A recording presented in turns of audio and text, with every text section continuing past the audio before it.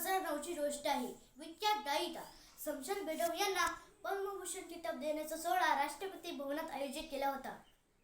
त्यावेळी एक महिला त्यांच्याजवळ गेली आणि म्हणाली, मी तुमची मोठी चाहती आहे.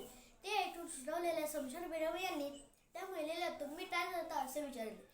यावर त्या महिलेने आपण गृहिणी असल्याचे सांगितले. मग तुम्ही येते कसे असा प्रश्न विचारताच ती महिला म्हणाली की माझे पती पंतप्रधान आहेत.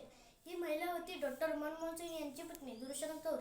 कमालीचा साधेपणा आहे डॉक्टर मनमोहन सिंग आणि त्यांच्या कुटुंबाची ओळख. ती त्यांच्या धवल पंजाबी पोशाखाच्या इतकीच आयुष्यभर निष्कलंक राहिली. मी वीरेन तुबाडे, शाळा सातारा परंपरे क्रांती ताराचा तथा अशा या तारेतून 1991 साली आर्थिक क्षेत्रात क्रांती करणाऱ्या थोर अर्थतज्ञ डॉक्टर मनमोहन सिंग यांच्याविषयी बोलण्यासाठी विचारमंचावर उभा आहे. त्यावेळी भारताची आर्थिक परिस्थिती फारच वाईट होती. परकीय धनराशी संपली होती.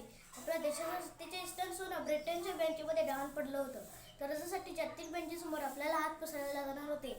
अशा बिकट परिस्थितीला हाताळणारा अर्थमंत्री देशाला हवं होतं. ती जबाबदारी डॉक्टर मनमोहन सिंग यांनी आपल्या खांद्यावर घेतली. देशाच्या बंदिस्त व्यवस्थेचे दार खुले करून आर्थिक बदलाचं वारं आणलं.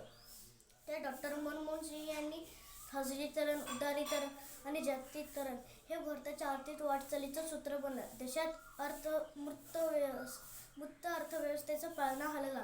लक्ष्मीची पावलं भारताच्या अंगणात पडायला लागली. आधुनिक भारताची मुहूर्तमेढ डॉक्टर मनमोहन सिंग यांनी रोवली आणि पुढे 10 वर्षाच्या आपल्या पंतप्रधान पदाच्या काळात त्यावर चढवला. डॉक्टर मनमोहन सिंग यांचा जन्म 1932 मध्ये सध्या पाकिस्तानच्या भागात असलेल्या गेहर गावात झाला. आयुष्याची 12 वर्षे त्यांनी अशा गावात घालवली जिथे वीज नव्हती, पाण्याचा नळ नव्हता, शाळा व दवाखाना नव्हता. अशा गावापासून दूर असलेल्या गावात इथं उर्दू माध्यमाच्या शाळेत हा महान व्यक्ती शिकला. यासाठी त्यांना दररोज 6 मैल पायपीट करावी लागली. ते राजांच्या दिव्याच्या उजेडात अभ्यास करत. या अभ्यासामुळे त्यांचे डोळे कमकुवत झाले. अशा प्रतिकूल परिस्थितीत त्यांनी विद्यार्थ्यांची आराधना कधीच कमी केली नाही. गरिबांचे चटके सुचवले डॉक्टर मनमोहन सिंग यांनी आणि त्यांना ती चटके सोसावी लागू नये म्हणून मोठे कार्य केले. ज्ञानेश्वरी या ग्रंथात पसायदान मतार संत ज्ञानेश्वर महाराज मार्तंडाचे वर्णन तापी नसे करतात.